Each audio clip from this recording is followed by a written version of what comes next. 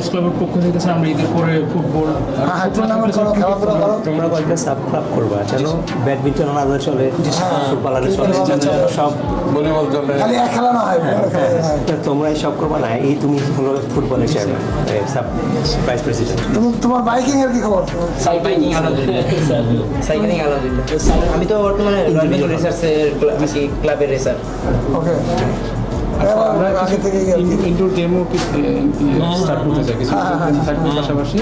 আর হচ্ছে আউটডোর গেমের মধ্যে ক্রিকেট, ফুটবল, ভলিবল, ব্যাডমিন্টন, এগুলো থাকবে ইনশাআল্লাহ। তোমরা যদি ওই এক ক্লাব থেকে অনেকগুলো ক্লাব হয়ে যাও তাহলে তোমাদের এটা তোমাদের জি স্যার, সাকসেস আর কি। তোমরা অনেকজনকে এতজন আনতে পেরেছো জি স্যার, যে এটা এক ক্লাবে থাকতে পারলাম, সেটাই চাই।